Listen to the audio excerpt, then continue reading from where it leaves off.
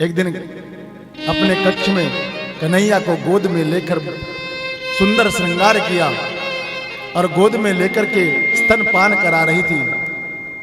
तो कन्हैया पूछ बैठे, मैया एक बात बताओ,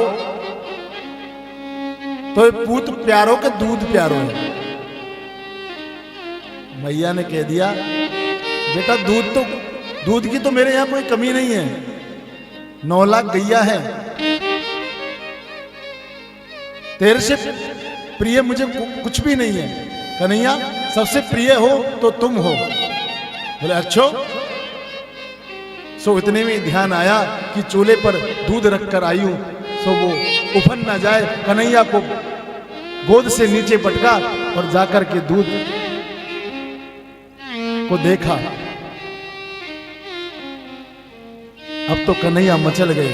बोले मैया अभी तो तुमने कहा कि मुझे पूत प्यारा है, और इतनी सी देर में पलट गई।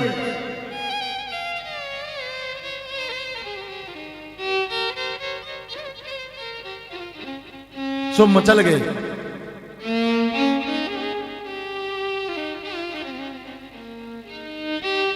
मां ने मनाने का खूब प्रयास किया, तो मां ने जोर की डांट लगा दी। कन्हैया चुपचाप सहमे हुए से बैठ गए।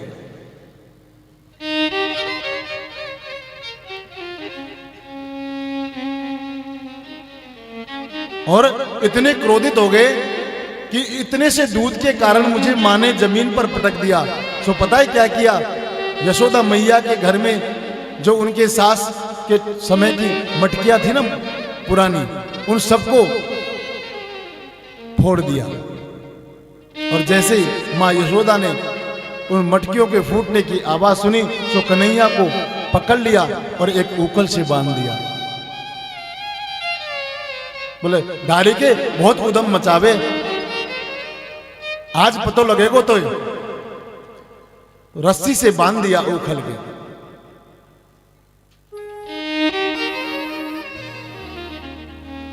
और अपने काम में लग गए। मेरे कन्हैया ने घुटमन चलते चलते नंद बाबा के महल से बाहर आए। 2 वृक्ष थे, यमलार्जुन।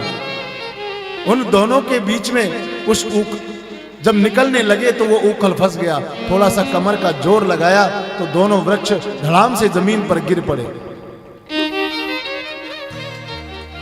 2 सुंदर पुरुष उसमें से प्रकट हुए और गोविंद को प्रणाम करके स्वधाम को चले गए। ये दोनों वृक्ष और कोई नहीं, पूर्व जन्म में नारद जी के श्राप से वृक्ष बन गए थे। ये कुबेर जी के पार्षद थे।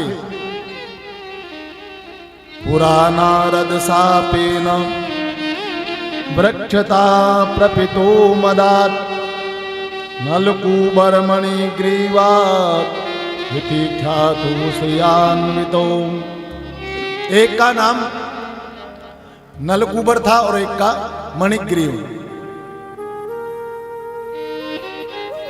जल में दोनों क्रीड़ा कर रहे थे। वहां से नारद जी गुजर जा रहे थे, लेकिन नारद जी को देखकर दोनों ने प्रणाम नहीं किया। तो नारद जी ने श्राप दे दिया, जाओ जड़ होकर खड़े हो, दोनों वृक्ष बन जाओ। उस नारद जी के श्राप से पीड़ित थे दोनों। आज मेरे कन्हैया ने दोनों का उद्धार किया।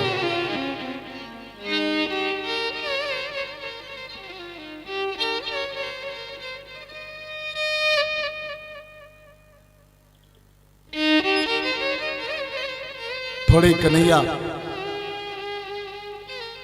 और बड़े हुए। कंस ने एक और राक्षस को भेजा कन्हैया को मारने के लिए, जिसका नाम है बकासुर। बगुले का रूप धारण करके आया।